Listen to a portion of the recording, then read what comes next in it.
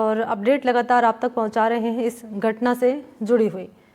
और इसी पर ज़्यादा जानकारी लिए पवन इस वक्त मेरे साथ जुड़ चुके हैं लाइव। चलते हैं पवन के पास और ज़रा जान लेते हैं पवन, क्या अपडेट मिल रही है इस घटना से जुड़ी हुई, क्योंकि कंपनी के मालिक की मौत एक बड़ी लापरवाही कहेंगे जिसने कंपनी के मालिक की जान ले ली।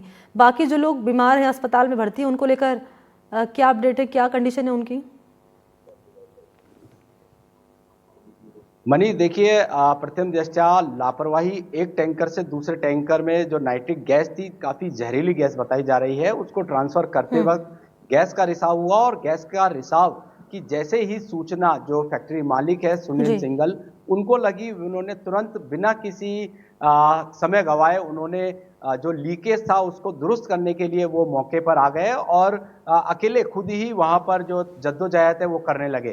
गैस रिसाव के चलते जो स्टाफ था वो बताया जा रहा है मौके से डर के मारे भाग गए, मगर सुनील जी ने हिम्मत दिखाई और कोशिश की किसी तरीके से गैस का रिसाव रोका जा सके, मगर जो रिसाव है वो लगातार बढ़ता गया और रिसाव के चलते जो उनकी श्वसन क्रिया है, जो सांस लेने में जो उनकी गैस है जो उनके फेफड़ों में लगातार भरती गई और वह मौके पर अचेत हो गए, जिन्हें अस्पताल यहां पर पहुंचाया गया। पहले स्थानीय अस्पताल, सरकारी अस्पताल AKH में भर्ती कराया, जहां हालत चिंताजनक होने के चलते उनको अजमेर के जवाहरलाल नेहरू अस्पताल में भर्ती कराया गया, जहां देर रात 2 बजे उन्होंने दम तोड़ दिया। और बताया जा रहा है इस हादसे में करीब 30 से 35 जो आसपास जो लोग थे, कर्मचारी थे, वो भी बीमार हुए हैं, बेसुध हुए हैं, मगर अभी सभी जो लोग हैं उनकी जो हालत है वो खतरे से बाहर यहाँ पर बताई जा रही है। मेरे साथ में सुनील जी के जो भतीजे हैं वो हैं, उनसे बात कर लेते हैं। भैया, क्या हुआ, क्या था पूरा प्रकरण, थोड़ा बताएं।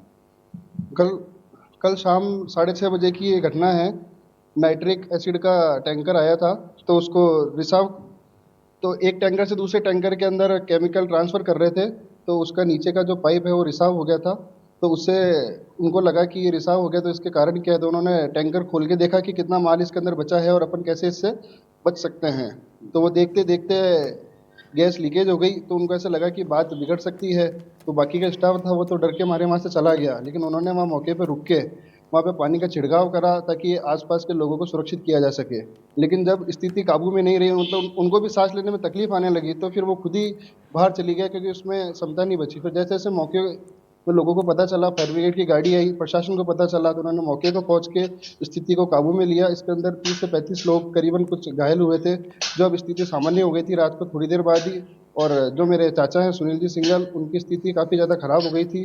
ब्यावर उनको प्राथमिक उपचार के लिए लेके गया, लेकिन वहाँ पर उन्हें अजमेर के लिए रेफर कर दिया गया। तो रात को 1-1:30 बजे के आसपास उन्हें सांस लेने में काफ़ी तकलीफ आने लगी, उनके फेफड़ों के अंदर ये गैस पूरी जम चुकी थी, तो 2 बजे से उनका दम टूट गया है। अच्छा, मुझे बताइए जो गैस है कौन सी है और कितनी घातक है? नाइट्रिक गैस इसको कहते हैं, ये जहरीली गैस अपन इसको कह सकते हैं, जो ये किसी मानव जीवन को नुकसान पहुँचा सकती है। अभी फिलहाल जो घायल जो जिनकी तबीयत खराब हुई थी उनकी स्थिति ठीक है? हाँ, अब उनकी स्थिति पहले से सामान्य है। कल 30-35 जने करीबन घायल बताए जा रहे थे, उसमें से काफ़ी लोगों को छुट्टी मिल चुकी है, अब स्थिति सामान्य है। उसके अंदर से जो मेरे चाचा है, उनकी घटना ज़्यादा दुर्भाग्य से मौत हो गई, क्योंकि वो वहाँ मौके पर मौजूद थे। उन्होंने कोशिश करी कि मैं आमजन को बचा सकूँ, सबको प्रयास करके बचा सकूँ। उनका पहले प्राथमिकता बनता है, वहाँ से लेबर तो भाग गए डर के मारे, लेकिन उनको लगा कि मेरी जगह पर हो रहा है, तो मैं कैसे ना कैसे करके इस पर काबू पा सकूँ। तो उन्होंने काफ़ी जहद कोशिश करी, पानी डालने के प्रयास करा, लेकिन जब उनको लगा कि मैं खुद भी नहीं बच पाऊंगा, तो वो वहाँ से भागते भागते बाहर निकले। और जैसे आसपास के लोगों को पता चला, तो प्रशासन अलर्ट हुआ और फायर ब्रिगेड की गाड़ी आई, दमकल विभाग से प्रशासन अलर्ट होकर उन्होंने स्थिति पर काबू पाया।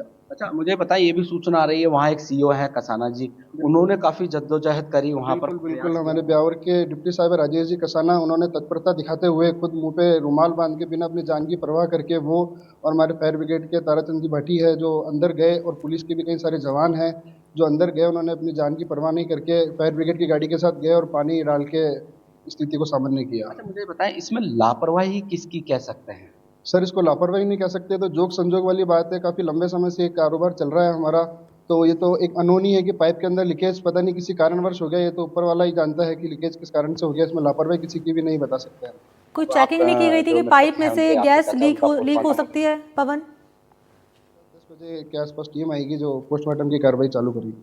अच्छा, पहले चेकिंग नहीं की गई थी कि पाइप में लीकेज हो सकता है? नहीं, जो एक बार जैसे गाड़ी आती है तो उसका चेकिंग करते हैं हवा के प्रेशर से कि कहीं लीकेज तो नहीं। उस टाइम स्थिति सामान्य थी, काफ़ी हद तक तो माल खाली हो चुका था, थोड़ा सा माल बचा था, उसके अंदर ही रिसाव की स्थिति उत्पन्न हो गई। क्या नाम है? निशांत सिंगल। बिल्कुल, देखिए मनी, यहाँ पर निशांत सिंगल ने पूरी जानकारी दी है और ये बताया कि ये किसी प्रकार की कोई लापरवाही यहाँ पर नहीं है। अमूमन ये टैंकर यहाँ पर इस तरीके के रोजाना ही एक टैंकर से दूसरे टैंकर में शिफ्ट हुआ करते थे, मगर ये अनहोनी हुई। इससे पहले इन्होंने बताया कि जैसे पाइपों को चेक भी किया गया था एयर टाइट जी। करके, उस वक्त तक सब कुछ ठीक था, गैस रिसाव किए जा रहा था तब तक भी ठीक था, मगर 7 टन जो नाइट्रिक गैस है वो टैंकर में बची थी। इस दौरान रिसाव हुआ और रिसाव ने जो गति है, रिसाव की जो गति है वो बहुत कम समय में ज्यादा विस्तार यहाँ पर ले लिया और जो फैक्ट्री मालिक है सुनील, उसने सोचा कि मैं कंट्रोल कर लूंगा, मगर वो इस हादसे को कंट्रोल नहीं कर पाए और गैस रिसाव ज्यादा हो गया और उनकी जो शरीर में है वो जहरीली गैस प्रवेश कर गई और उनकी आज यहाँ पर जवाहरलाल नेहरू अस्पताल में रात को 2 बजे मौत हो गई है। फिलहाल मृतक के शव का पोस्टमार्टम मेडिकल बोर्ड से यहाँ पर कराया जाएगा। अच्छा, स्थानीय पुलिस मौजूद भी जो मौके भर्ती पर है, मरीज जो हैं, क्या उनमें से पंचनामे किसी से की आपकी बातचीत प्रक्रिया हुई है है? वो सब। जो कर्मचारी हैं वो क्या कह रहे हैं इस पर? वो अगर इनकी बात पे यकीन की जाए, जो इनके जो भतीजे हैं उनका कहना है कि जो भर्ती मरीज है, अन्य मरीज है, उनकी स्थिति अभी ठीक है। आप लोग मिले किसी हाँ, से? उनकी स्थिति पहले से सामान्य है, उनको भी प्रॉपर ऑक्सीजन वगैरह मिला था, तो अब स्थिति सामान्य है पहले से। सबसे ज़्यादा खतरनाक स्थिति मेरे चाचा की थी, जो उनकी डेथ हो गई। अच्छा, अभी जो घायल है उनमें कौन कौन लोग हैं जो जिनकी तबीयत खराब है? उनमें से 1 या 2 जने हैं जिनकी स्थिति सुधरने वाली है, तो छुट्टी मिल जाएगी उनको भी अभी। बाकी सबको छुट्टी मिल चुकी है और कुछ है जो फर्स्ट एड ट्रीटमेंट मिल रहा है उनको, बाकी लेकिन खतरे से बाहर है। डॉक्टर ने बताया कि किसी की जान हानि का नुकसान नहीं हो सकता। जेएलएन में यही भर्ती है? हाँ, जेएलएन में और बाकी ब्यावर के अंदर है। अच्छा, ये भी सूचना आ रही है कोई हंगामा मुआवजे को लेकर? ठीक सर, है, ठीक है, शुक्रिया आपका पवन, तमाम जानकारी देने के लिए धन्यवाद आपका।